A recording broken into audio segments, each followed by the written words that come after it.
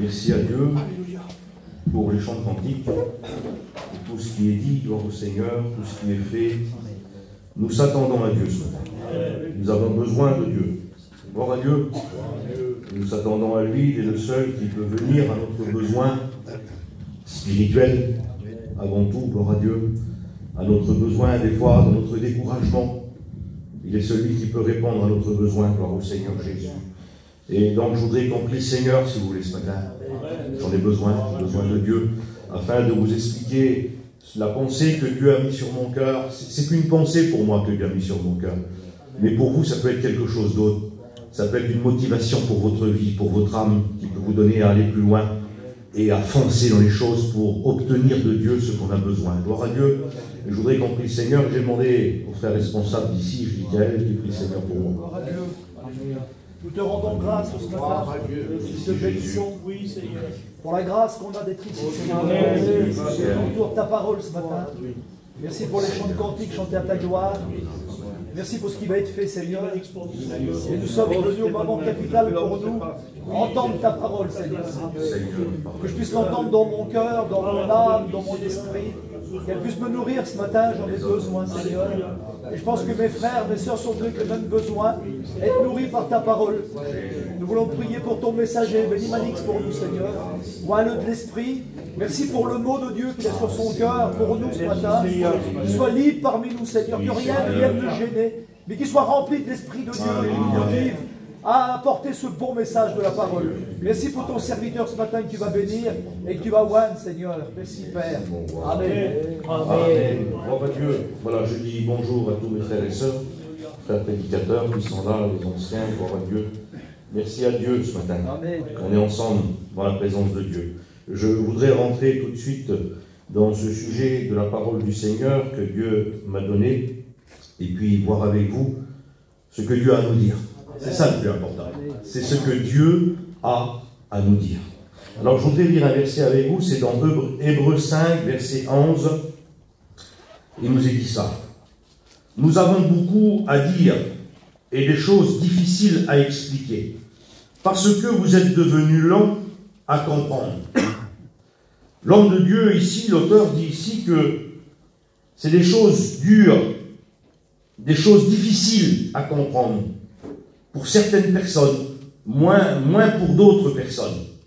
Parce que nous avons une approche de Dieu différente les uns et les autres. Et nous avons une compréhension différente les uns et les autres vis-à-vis des choses de Dieu. Nous savons que le Saint-Esprit nous éclaire, il nous dirige, il nous guide.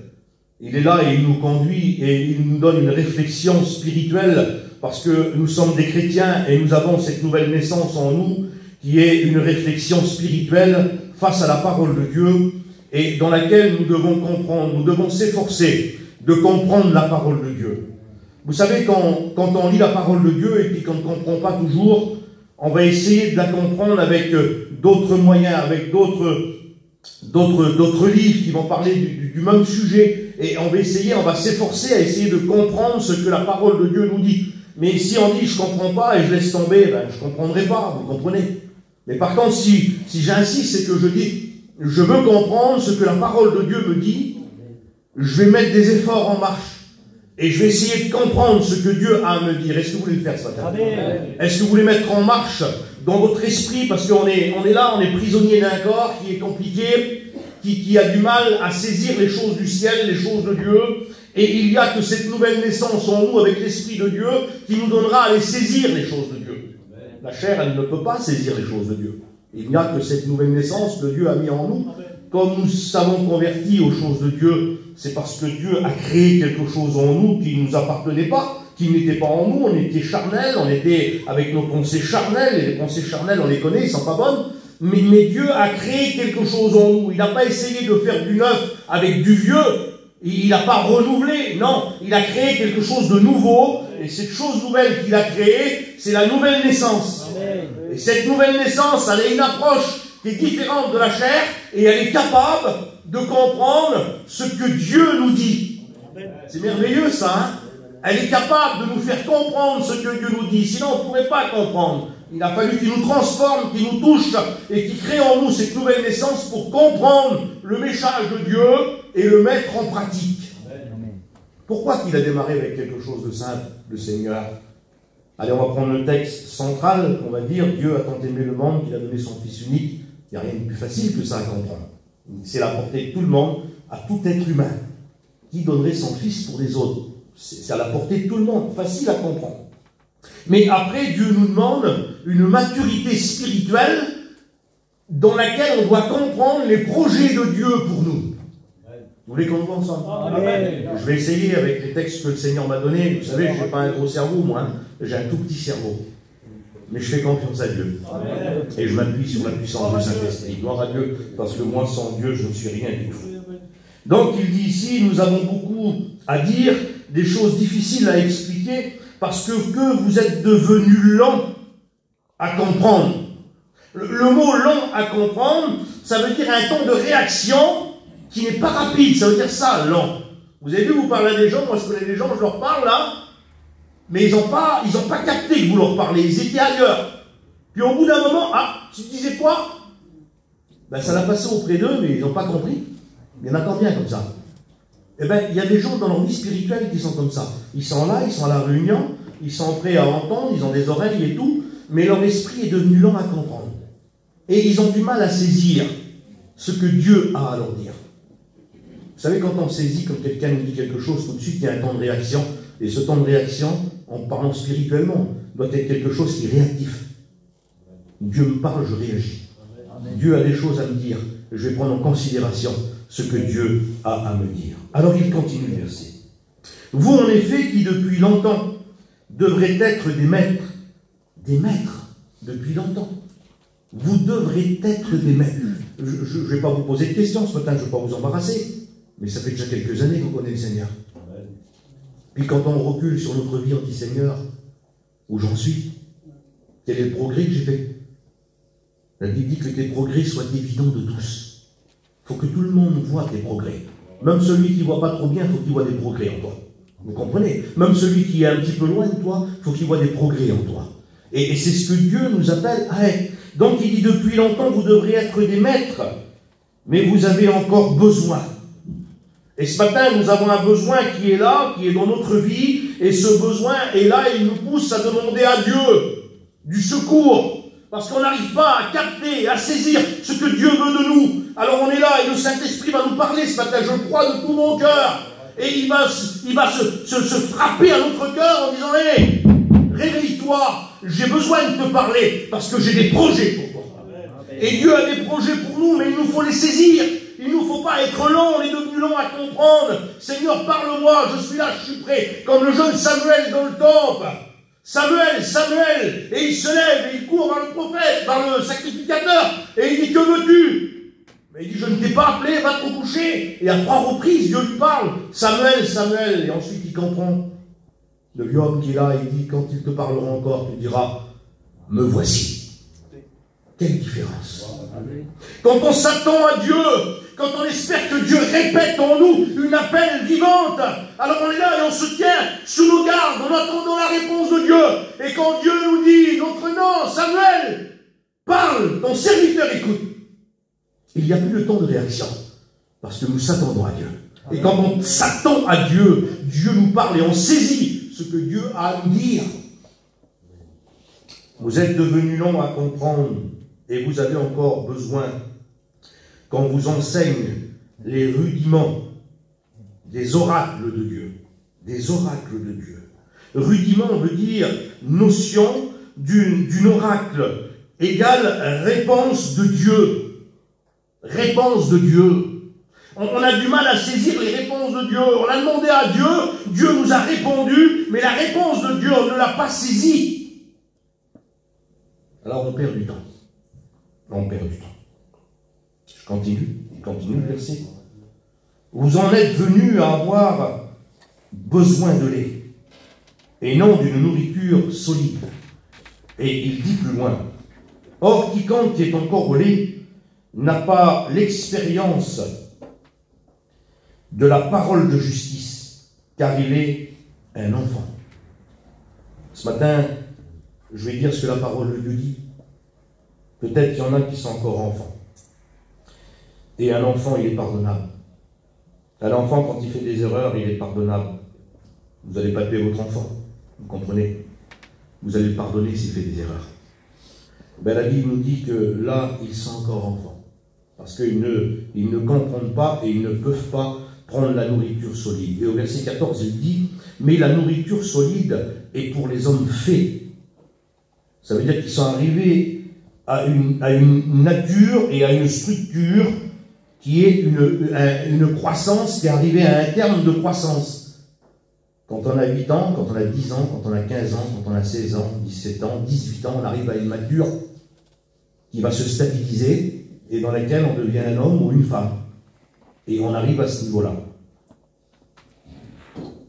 Mais la nourriture solide est pour les hommes faits, pour ceux dont le jugement est exercé par l'usage à discerner ce qui est bien et ce qui est mal. Quand on arrive à un âge, on n'est plus un enfant. Et on est dans une maturité qui est celle de juger ce qui est bon de ce qui n'est pas bon. Et nous sommes confrontés à notre vie, à une réalité humaine sur la terre, dans laquelle il nous faudra prendre des décisions, parce que nous sommes venus à une raison de compréhension qui nous fait discerner ce qui est bien de ce qui est mal. Vous comprenez ça? Et la parole de Dieu nous dit ici que nous avons besoin de discerner, d'un discernement pour notre âme, pour notre esprit, pour notre vie intérieure, savoir où j'en suis avec Dieu depuis le temps passé, depuis que Dieu a créé en moi cette nouvelle naissance, quels sont les efforts que j'ai faits, quelle est la croissance que j'ai pris, à quel niveau j'en suis avec mon Dieu, quelle est ma connaissance que j'ai de lui, quelle est ma compréhension que j'ai en lui, quel est mon discernement vis-à-vis des choses de la terre et vis-à-vis des choses de Dieu. Quel est mon progrès spirituel en un mot? Quel est mon progrès spirituel en un mot? Ce matin, ce n'est pas pour vous faire mal que je vous prêche ça. C'est pour que vous preniez conscience. Amen. Et on a besoin de prendre conscience. Alors j'ai pris 3 mots. Compréhension, discernement, réflexion. Ces 3 mots-là, ils sont essentiels pour notre vie chrétienne, pour notre vie intérieure. Compréhension, discernement, réflexion. Et j'en ai besoin pour ma vie, pour mon âme. Et on va le voir à travers la parole de Dieu. Je vous exhorte, il dit dans Romains 12, verset 1er, je vous exhorte donc, frères, à offrir vos corps comme un sacrifice vivant, saint, agréable à Dieu, ce qui sera de votre part un culte raisonnable. Quand je viens à la réunion, surtout le dimanche matin pour prendre ma Sainte Seine, je ne viens pas prendre quelque chose qui se répète, parce que c'est comme ça, c'est tous les dimanches. Mais je viens parce que j'ai un discernement dans mon cœur et une réflexion dans mon cœur. Et ma réflexion qui est dans mon cœur et ma vie intérieure qui est chrétien, qui est un enfant de Dieu, qui attend toutes les promesses de Dieu, vient le dimanche matin pour prendre la Sainte Seine, mais surtout pour apporter à Dieu un sacrifice vivant. Un sacrifice vivant. Ça veut dire que ce n'est pas un sacrifice qui est mort, mais c'est un sacrifice vivant, comme Caïn a apporté un sacrifice mort à Dieu, les fruits de la terre. Et Abel a apporté un sacrifice vivant. Il a amené une victime vivante, vous comprenez? Quelque chose qui était pur, quelque chose qui était propre, qui était saint, qui avait une valeur, une vie. Et un sacrifice pour Dieu, c'est une vie consacrée pour Dieu, une vie de sainteté, une vie de justice, par notre réflexion et notre compréhension intérieure, par notre intelligence, ça en fait partie. Notre intelligence fait partie d'une réflexion spirituelle par laquelle elle est poussée par l'esprit dans notre âme et dans notre être intérieur pour être des vrais chrétiens, pour être des vraies personnes qui apportent quelque chose de bon à Dieu. N'apportons pas n'importe quoi à Dieu. Apportons à Dieu ce qui est bon, ce qui est vrai, ce qui a de la valeur. Ça, c'est agréable à Dieu. Une odeur agréable à Dieu. N'apportons pas quelque chose de périmé, qui n'a pas de goût et qui est plutôt mauvais, vous comprenez? Mais apportons une odeur. L'odeur du Christ sur notre vie. La Bible nous dit que nous avons l'odeur du Christ sur nous et qui monte jusqu'à Dieu. Doués de raison de jugement. Nous venons prendre la Sainte Seine parce que nous sommes doués d'une raison de jugement. Vous comprenez? je viens prendre ma Sainte Seine. Je viens participer au Saint-Repas. Il n'y a rien de magique dans le Saint-Repas. C'est du pain et du vin. Mais je viens devant mon Dieu parce que j'ai un raisonnement spirituel dans mon cœur et je gère ma vie. Je gère ma vie. Et je dois faire attention. Je continue, je ne vais pas aller trop dans les détails. Ne vous conformez pas au siècle présent. C'est le même verset, il continue. Apportant un sacrifice vivant au Seigneur. Ne vous conformez pas au siècle présent, mais soyez transformés par le renouvellement de l'intelligence, afin que vous discerniez quelle est la volonté de Dieu et ce qui est bon et agréable et parfait. Je dois discerner, le discernement doit être dans ma vie, dans mon cœur et dans mon âme pour apporter à Dieu un sacrifice vivant qui correspond à l'Évangile. Ça doit correspondre à l'Évangile, ce que je fais, ce que j'apporte à Dieu doit correspondre à l'Évangile. Je n'ai pas le droit de vivre une vie qui ne correspond pas à l'Évangile. J'apporte à Dieu parce que ma vie est au diapason de la parole de Dieu. Et donc j'apporte à Dieu un sacrifice vivant, d'une agréable odeur. Parce que j'ai un discernement dans mon cœur, dans mon âme. Il dit, soyez renouvelés, le renouvellement de l'intelligence. Il ne parle pas du cerveau, là. C'est l'intelligence spirituelle. Celle que Dieu nous a donnée, la nouvelle naissance. Combien elle est beaucoup plus intelligente que notre cerveau. Vous êtes d'accord? Ah oui, le Saint-Esprit nous dirige, nous conduit, il nous pousse, il nous dirige.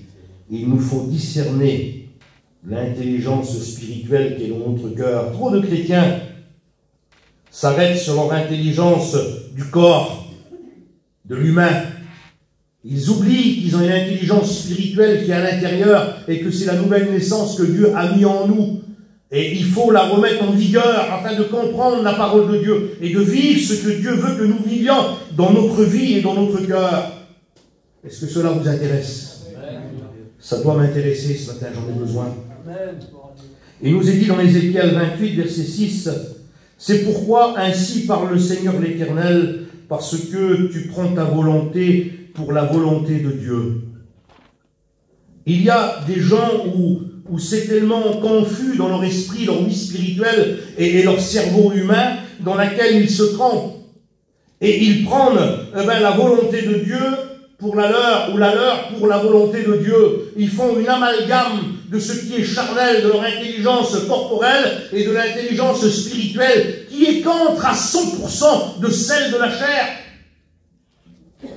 Ils la confondent, et ils font une seule personne, une seule être. Mais on est composé, la Bible dit, de corps, âme et esprit. On est composé de corps, âme et esprit.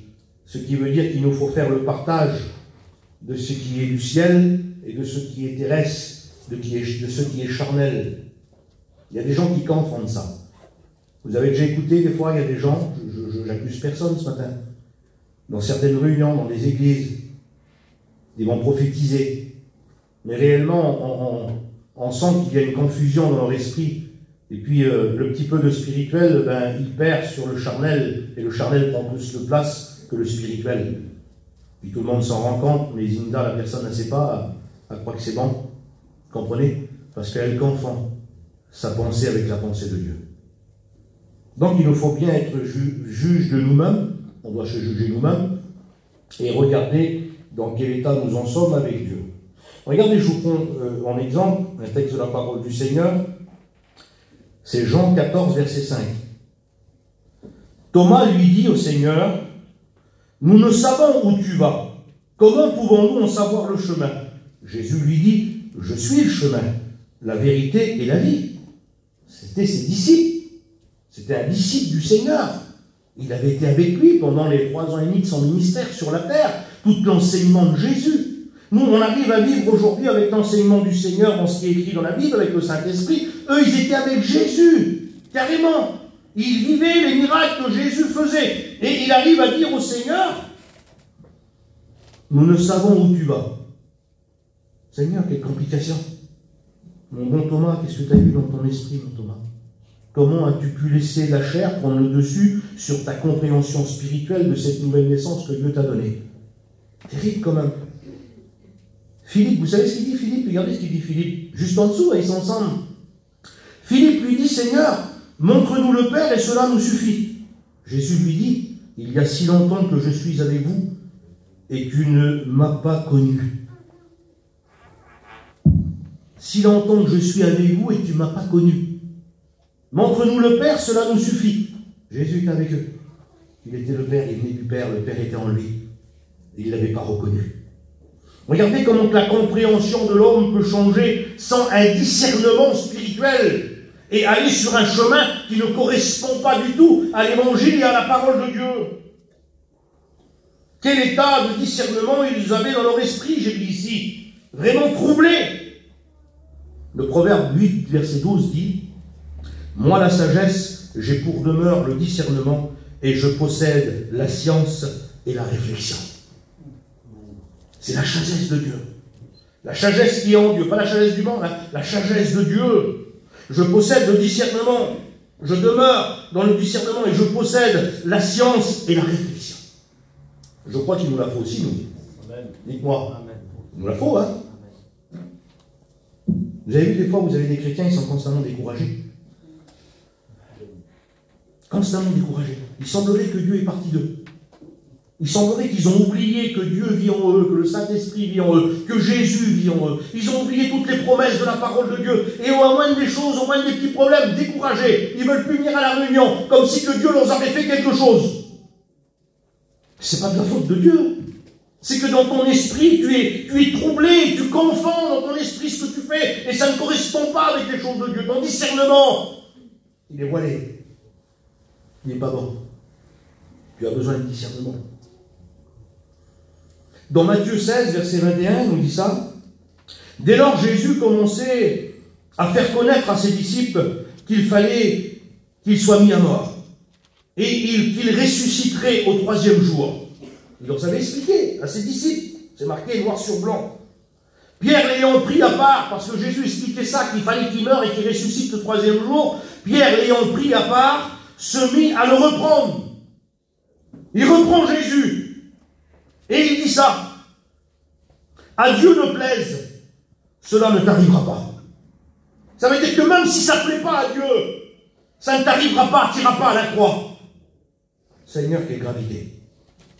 Comment il était troublé dans son esprit. Et puis Jésus répond ça. Mais Jésus se retourna, dit à Pierre, arrière de moi Satan. Tu mets en scandale, car tes pensées ne sont pas les pensées de Dieu, mais celles des hommes. Dès que la pensée de l'homme prendra le dessus sur la pensée de Dieu, on tombera dans un côté charnel. Et le côté charnel n'est pas un côté divin, il a un côté terrestre. Et le côté terrestre ne vous emmènera pas près de Dieu. Ce qui va jauger votre vie quand vous manquerez de discernement et que vous allez manquer de réflexion dans votre vie, vous allez s'occuper de vos affaires. Vous allez s'occuper de tout ce qui vous appartient. Parce que vous allez dire, c'est à moi. J'ai besoin de faire ça. J'ai besoin de faire ça. C'est à moi. Je ne peux pas laisser ça comme ça. Tu comprends? Il faut que je passe du temps. J'ai ça à faire. Parce que dans votre discernement, vous perdez la valeur de ce que Dieu a mis en vous, qui est le ministère de la réconciliation entre Dieu et les hommes. Et vous perdez le droit que vous avez de dire aux autres, Dieu veut te sauver, Dieu a quelque chose pour toi, il a un plan pour toi, mais ces choses de la terre viennent prendre le dessus sur toi, parce que ta réflexion n'est pas bonne, et ta compréhension n'est pas bonne. Alors tu vois le plan de Dieu comme quelque chose qui va venir beaucoup plus tard, c'est pas pour tout de suite, pour l'instant, il faut que je m'occupe de moi. Quelle erreur! Quelle erreur! J'ai mis ici que le manque de compréhension spirituelle nous donne une raison charnelle de vivre. Je pense que c'est ça. Au verset 24, alors Jésus dit à ses disciples, juste après ce que Pierre lui a dit, Jésus dit ça aux disciples pour leur faire comprendre à eux et à Pierre. Alors Jésus dit à ses disciples, si quelqu'un veut venir après moi, qu'il renonce à lui-même, qu'il se charge de sa croix et qu'il me suive. C'est à Pierre qui dit ça. Comme il dit aux disciples, il dit à Pierre, il est là, il vient de dire ça. Il lui dit, arrière de moi Satan, les pensées que tu as, ils sont charnelles, ils ne sont pas de Dieu.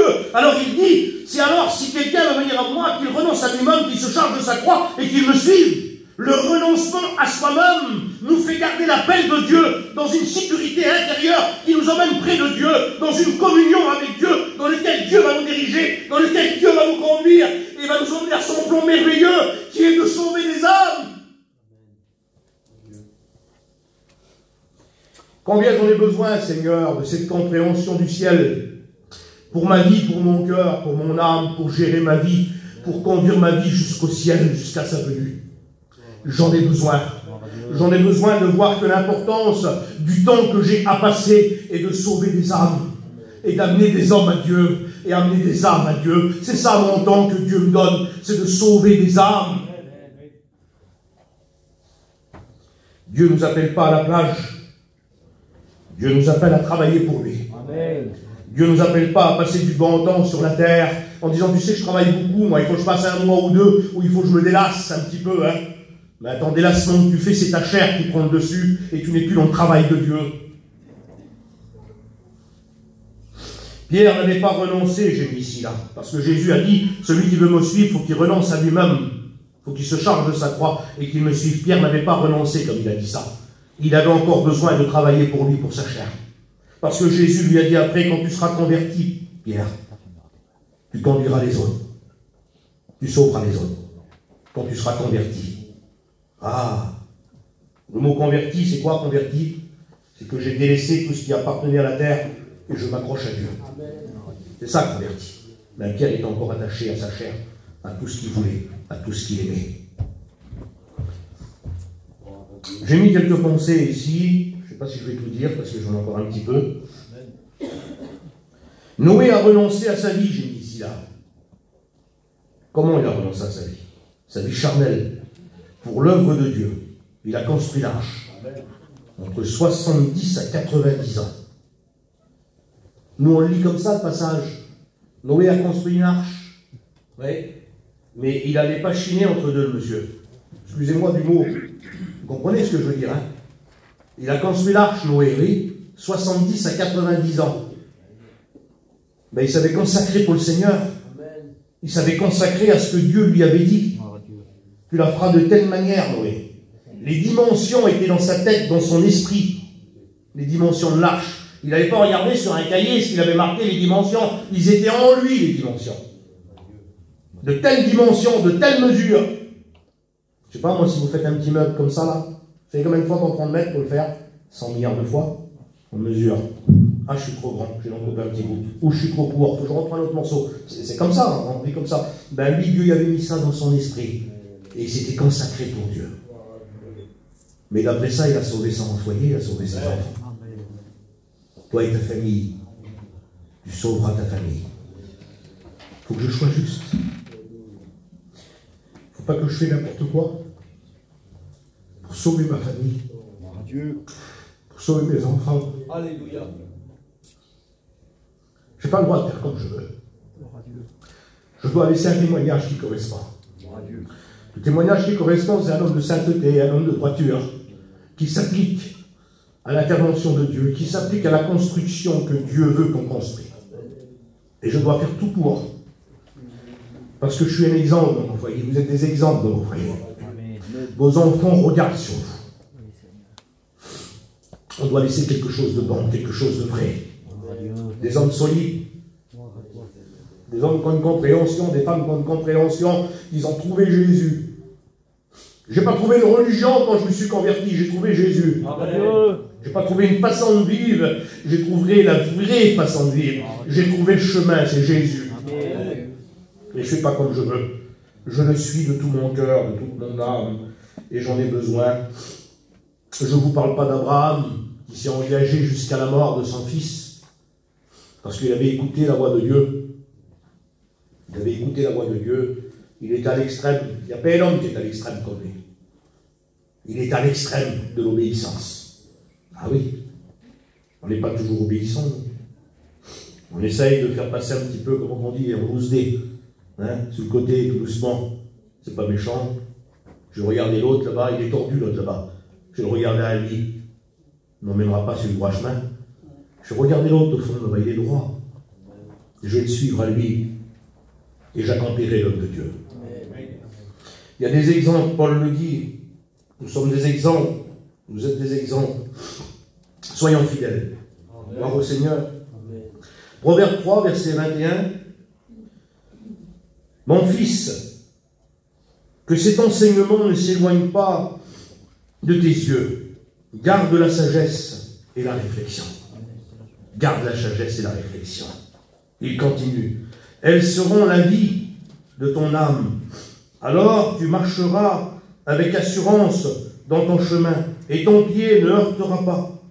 Si tu te couches, tu seras sans crainte. Il préservera ton pied de toute embûche. Je pense que j'en ai besoin. De la réflexion. Ah oui, j'en ai besoin. J'ai mis ici la réflexion, veut dire ça. Retour de la pensée sur elle-même en vue d'examiner plus approfondie une situation. Ça veut dire ça, réflexion. Vous avez vu des fois, vous êtes là, vous avez calculé quelque chose et tout à coup vous dites, ah, il faut que je réfléchisse.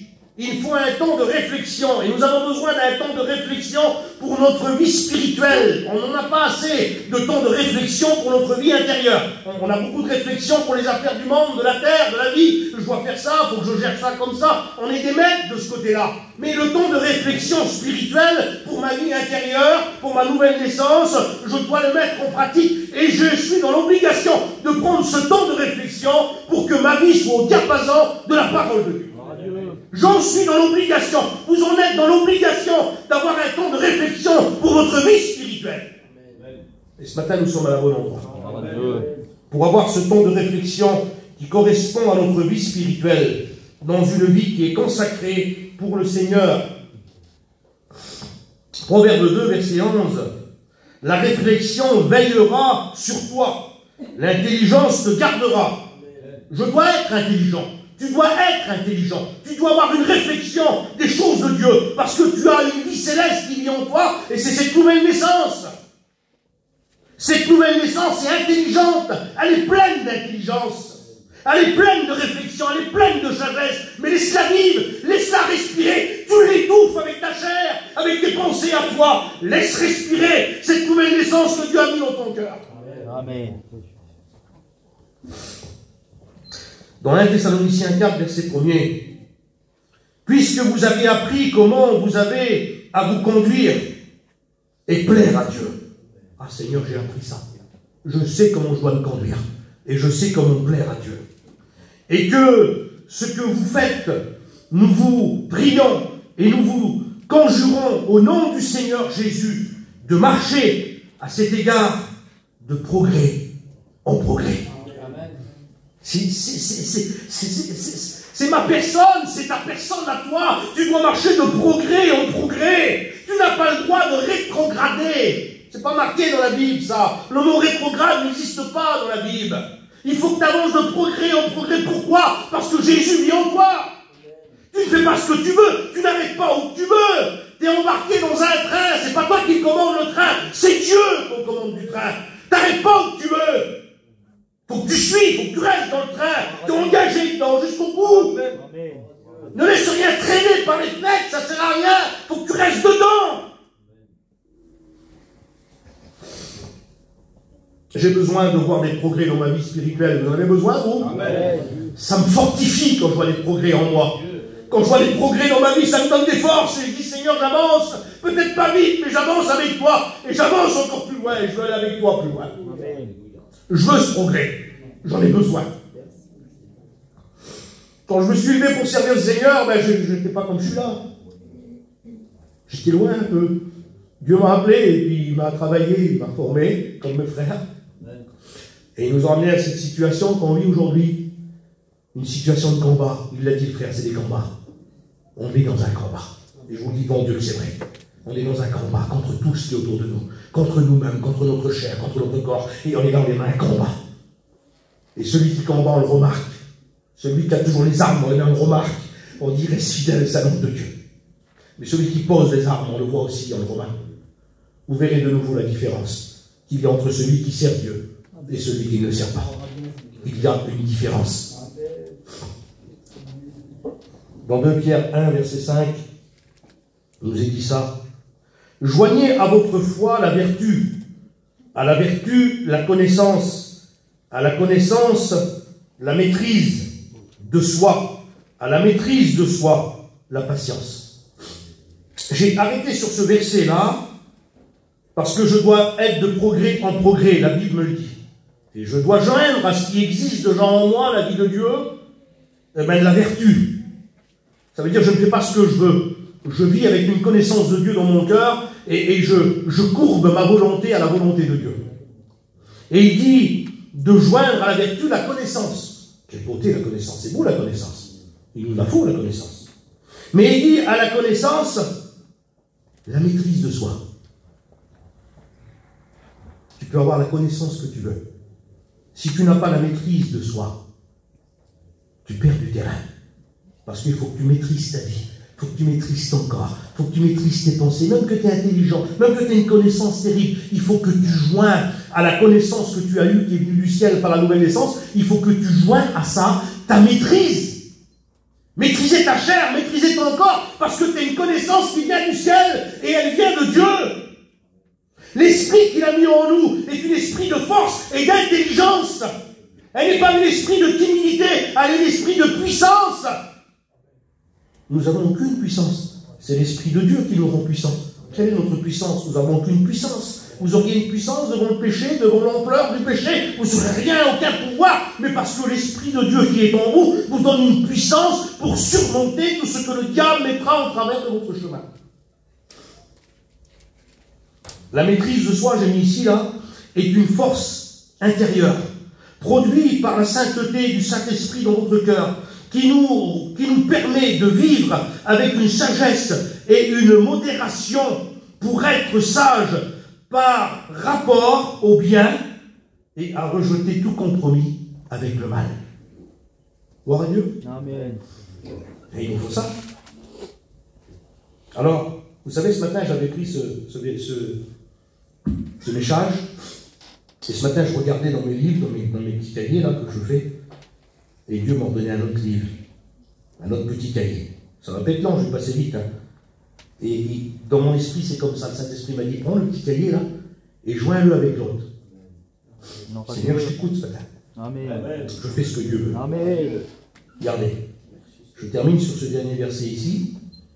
1 Timothée 4, verset 15.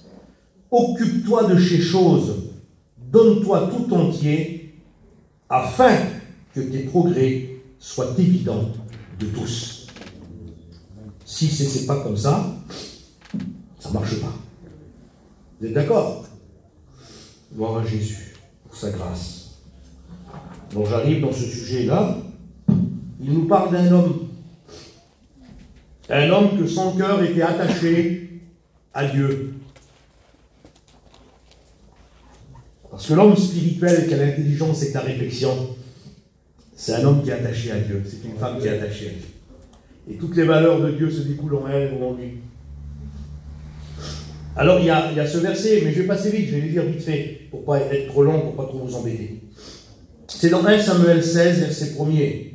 L'Éternel dit à Samuel, remplis ta corne d'huile et va, je t'enverrai chez Isaïe, car j'ai vu parmi ses fils celui que je désire pour roi.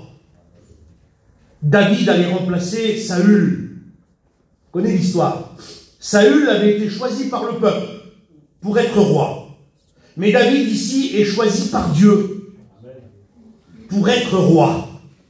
Il y a une différence quand on est choisi par le peuple ou qu'on est choisi par Dieu. Et la différence est énorme. La différence est glorieuse. Parce que dans celui qui est choisi par Dieu, il y a une manifestation de l'Esprit de Dieu. Et cette manifestation de l'Esprit de Dieu déborde sur tous ceux qui sont autour. Et ils sont arrosés par l'Esprit de Dieu. Un jour, mon vieux beau-père Titi m'a dit ça, il m'a dit un livre. C'est un pasteur anglais. Un homme bien terrible. Il avait des usines à lui. Et sa femme aussi, ils étaient riches tous les deux. Très riches. Et puis, il s'est converti à l'évangile.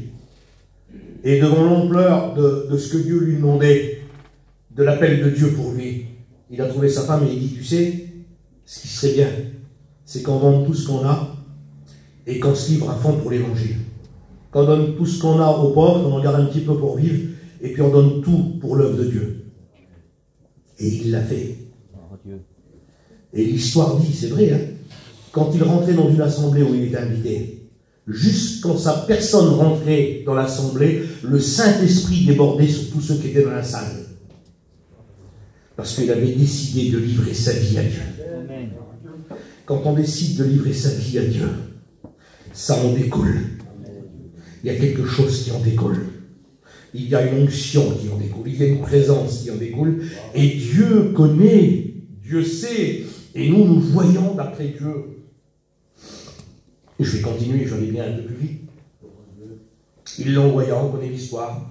Et puis, donc, tous ses frères, ils passent devant le prophète. Il y en a, ils ont une structure terrible, des hommes terribles, Eliab et les autres, je ne connais pas leur nom.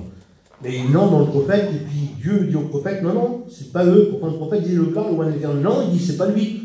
C'est pas lui, je l'ai rejeté. Des structures, des hommes de guerre, des hommes terribles, c'est pas eux.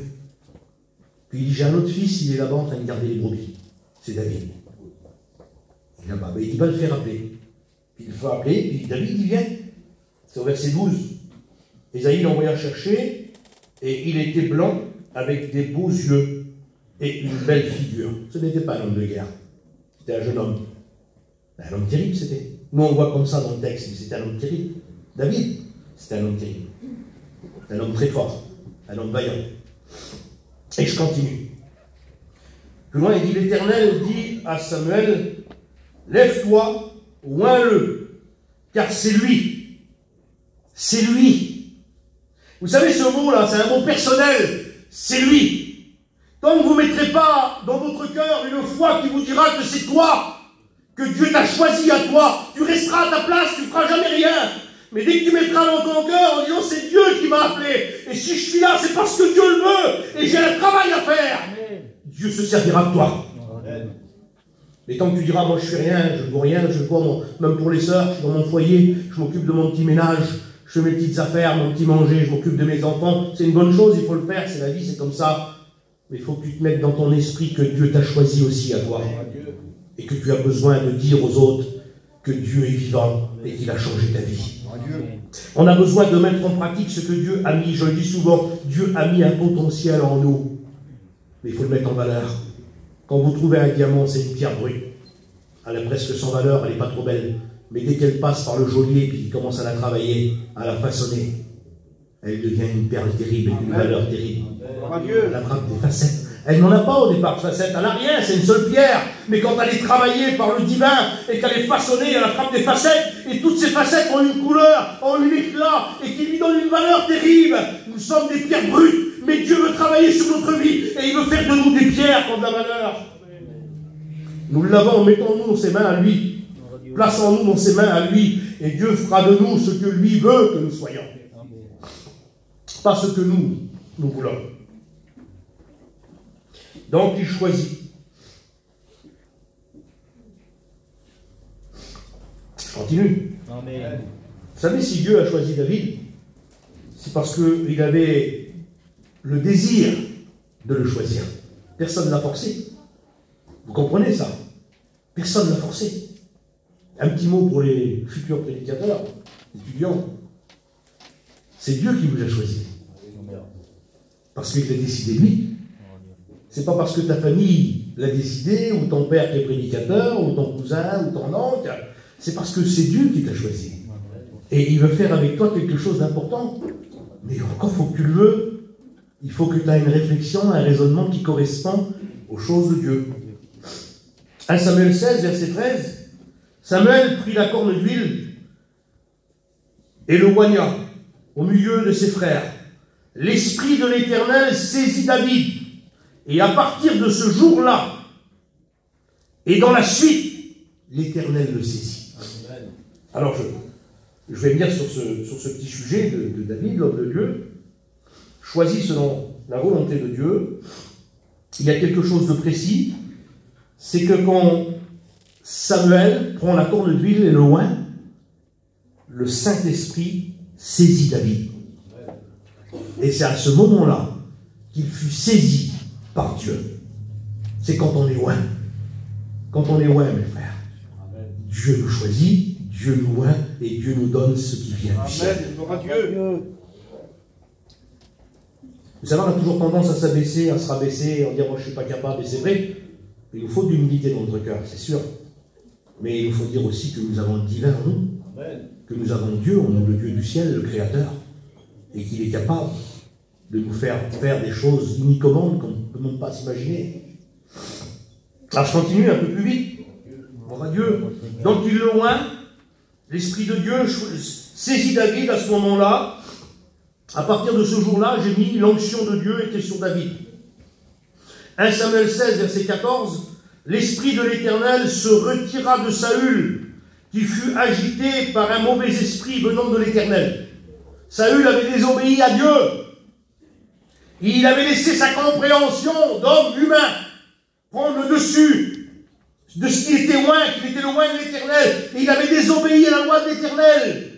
Et l'amour de Dieu s'est retiré de lui, l'Esprit de Dieu s'est retiré de lui. Et il fut loin de Dieu. Et un mauvais esprit venait l'agiter. Parce que Dieu avait un plan pour David. Et on connaît l'histoire. Verset 18. L'un des serviteurs prit la parole. C'était bien longtemps après que David fut loin par le prophète Samuel. Il était toujours dans les champs en train de garder les brebis. Et l'un des serviteurs prit la parole et dit, « Voici, j'ai vu un fils d'Isaïe qui s'est joué de l'instrument. Et c'est aussi un homme fort et vaillant. » Avant tout ça, avant tous les exploits de David, il avait été remarqué par les hommes de Saül, les hommes du roi, qui avait un homme chez Ésaïe qui était David, dans lequel cet homme était un homme fort, vaillant et un guerrier. Imaginez-vous, il n'y avait pas l'histoire qui s'est battue avec le lion, ni l'ours, ni rien du tout. Déjà là, il était reconnu comme un homme de Dieu, mais il resta à sa place. Et il parle bien, il dit plus loin. Et d'une belle figure. C'est un bel homme, David. Attention, c'est quelqu'un d'important. Et il dit plus loin, l'Éternel est avec lui. Il avait vu quelqu'un, c'était David, et le fait le plus important qui ressort de David, il était beau, il était fort, il était vaillant, c'était un homme de guerre, un guerrier, mais il dit aussi l'Éternel est avec lui. Et quand l'Éternel est avec un homme, mes amis, excusez-moi, quand l'Éternel est avec un chrétien, avec un enfant de Dieu, avec une femme de Dieu, ben Dieu fait des exploits à travers cette personne. Dieu fait des exploits à travers cette personne.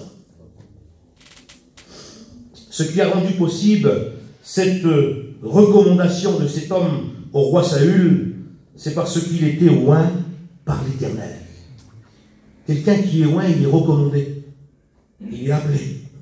Quelqu'un qui marche dans les voies de Dieu, c'est quelqu'un d'intelligent. C'est quelqu'un qui marche droit. Il ne fait pas ce qu'il veut, il fait ce que Dieu veut. Et donc David était oint, il avait été reconnu comme l'homme de Dieu. Saül envoya chercher, dans le verset 19, envoya des messagers à Isaïe pour lui dire, envoie-moi David, ton fils, qui est avec les brebis. Il n'avait pas bougé, il était resté avec les brebis. Pourtant ses frères s'étaient engagés en armée. Et lui, il avait été loin par l'Éternel, il n'a pas été dans l'armée, il a resté en train de garder les brebis. Il avait été reconnu dans l'endroit où il était. Restez à votre place quand Dieu vous choisit. Et Dieu vous élèvera au moment convenable, au moment voulu. Mais restez à votre place dans l'humilité où que Dieu veut que vous soyez. Soyez utile. Ne soyez pas être là pour je représente, je suis quelqu'un, je monte sur l'estrade, moi je chante, je vais être futur étudiant. Vous comprenez ça? Ou je suis la femme d'un pasteur, moi je monte dans la chorale et puis je chante avec eux. Oui? Mais tu n'as pas attendu que Dieu te oint, que Dieu te bénisse. Tu n'as pas voulu être béni par Dieu. Alors tu prends la place. Alors tu te mets en place, mais Dieu t'a pas placé là encore. Il avait un temps pour te placer là. Mais toi tu y vas tout seul, il est pas avec toi, tu n'es pas oint, mais tu y montes. Et tu es là, tu es figurant. Mais Dieu n'est pas là. L'Esprit de Dieu n'est pas là. Et le oint n'est pas là. Tu fais quoi? Tu représentes, tu es un représentatif. Essaye de monter quand tu seras oint. Essaye de chanter quand tu le feras de tout ton cœur, parce que tu es un chrétien. Essaye d'être dans la chorale quand l'Esprit de Dieu va te saisir et que tu seras un vrai chrétien. Là, ça va porter. Ne chante pas pour dire je suis là, je prends une place. Ne prêche pas pour dire je suis un prêcheur. Non, il faut prêcher parce que Dieu nous a choisis. Amen. Gloire au Seigneur. Je continue un petit peu plus. David arriva auprès de Saül. Il plut beaucoup à Saül. Il fut désigné pour porter ses armes. C'était bien avant qu'il vienne, quand Goliath arrive. Il y a toute une vie derrière. Il fut désigné pour porter les armes du roi. Il a toujours été là, mais il s'occupait des brebis de son père, toujours, tout le long. Il n'a pas allé régler à la règle, il a resté où il était. Et pourtant, il était engagé, il était appelé, Dieu le prenait, Dieu le mettait où il voulait. Et il faut que tu sois là, que Dieu le fasse, que Dieu nous place où on est. Que c'est lui qui nous place là. Sinon, on serait plus de mal que de bien, ça je peux vous le garantir. Mais quand c'est Dieu qui nous place, ben Dieu nous met où il faut. Amen. Et puis, David le fait. Alors il s'occupe et puis il porte les armes de Saül. On ne porte pas les armes pour faire décoratif. Hein. Ça veut dire qu'il allait sur le combat, qu'il allait sur le champ de bataille, avec les armes de Saül. Il était là, et il portait ses armes. Il allait dans la bataille. C'est un homme de guerre, c'est un homme de bataille. Si on écoute toujours la petite histoire, il était prendre le petit berger, il a fait le géant. Mais non, non, non, non, non. C'était un homme de guerre, David. Et il était toujours dans les combats avec Saül. Je continue. Amen.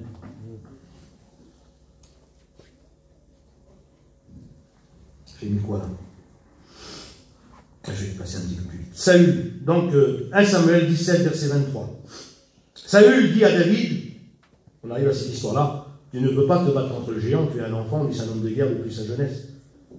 Tu es trop jeune, il en connaît l'histoire. David va prendre les 5 pierres du torrent, il veut mettre son armure, il ne le met pas, il se bat avec le géant, bon, il terrasse le géant. C'est foutu. David dit à Saül, il dit ça, ton serviteur ira se battre avec lui, que personne ne se décourage, parce que lui savait que Dieu était avec lui. Et il continue. Et je dis ça plus loin. Ses plus grands exemples, ses plus grandes batailles que David a livrées, il les a livrées seul, dans le désert, bien des fois, en train de garder les brebis. Il n'y avait personne autour de lui. Comme il s'est battu avec le lion, avec l'ours, il n'y avait personne. Il était seul. Mais Dieu était avec lui. Et quand Dieu est avec nous, on est vainqueur. Quand Dieu est avec nous, on est puissant. Quand Dieu est avec nous, on est des victorieux. On est des triomphants. Alors il y a un texte dans 1 Pierre 5, verset 6. Humiliez-vous donc sous la puissante main de Dieu, afin qu'il vous élève au temps convenable. Ne venez pas sans lui. Mettez-vous dans un coin, priez le Seigneur, qu'il vous oint par son esprit, et il vous placera où que lui voudra. Humilions-nous sous sa puissante main. Je continue. Il y a un texte de la parole de Dieu qui dit qu'en tout temps, je l'ai écouté tout à l'heure, non, c'est Jimmy qui prêchait dans l'auto sur le poste, qu'en tout temps tes vêtements soient blancs, et que l'huile, qu'elle fait quoi l'huile? Qu'elle ne manque pas sur ta tête. Ça, c'est les armes du pasteur. Ça, c'est les armes du chrétien. Ça, c'est les armes de ceux qui veulent combattre contre l'ennemi. Que tes vêtements soient blancs tout le temps. Ta sainteté, qu'elle soit là. Ce qui donne ton autorité, c'est ta sainteté. Si tu n'es pas saint, si tu ne vis pas une vie sainte, tu n'auras aucune autorité. Ton autorité vient de ta sainteté. Il te la faut. Et il faut ton onction. Il te faut l'onction de Dieu sur toi pour protéger ton esprit, protéger ton âme, protéger tes pensées. Je passe vite, et puis je vais terminer. Oh, Dieu. 2 versets, ensuite on prie le Seigneur. Romains 12, verset 3. Il y a un verset qui me revient là. Il dit que les mouches mortes infectent l'huile du parfumeur. Vous avez vu, vous avez fait un repas. Chez nous, on fait comme ça. Hein. C'est tout propre. On se lave les mains. Si on fait des légumes, on les lave combien de fois pour que ça soit propre. S'il y a quelque chose de sale, on ne mange pas. Que ça soit vraiment propre. On est comme ça. Puis vous êtes prêt à manger, vous avez mis votre plat sur votre table, là. Puis il vient une mouche. Elle vient se poser sur votre plat. Vous ne mangez plus. Vous ne mangez plus, vous l'enlevez le plat. Pourquoi? Il était souillé. Il était souillé par quelque chose de sale. Les mouches mortes infectent l'huile du parfumeur. Et ils font fermenter l'huile. Ne laissez pas les petites mouches du diable tourner autour de vous. Vous dites, c'est rien, je fais ça d'un revers de main. Oui, mais quand elle est rentrée et qu'elle s'est posée, elle souille. Elle salit. Elle enlève la pureté et elle met l'impureté. Nous avons besoin de rester purs, de rester propres, que vos vêtements soient blancs, que l'huile ne monte pas sur votre tête. Dans Romains 12, verset 3, il dit, par la grâce qui m'a été donnée, je dis à chacun de vous de n'avoir pas de lui-même une très haute opinion, mais de revêtir des sentiments modestes selon la mesure de foi que Dieu a déversée dans chacun. Je termine. Je vais vite. Il y a ce texte de la parole du Seigneur dans l'Ancien Testament, c'est dans 2 Rois 10 et au verset 15.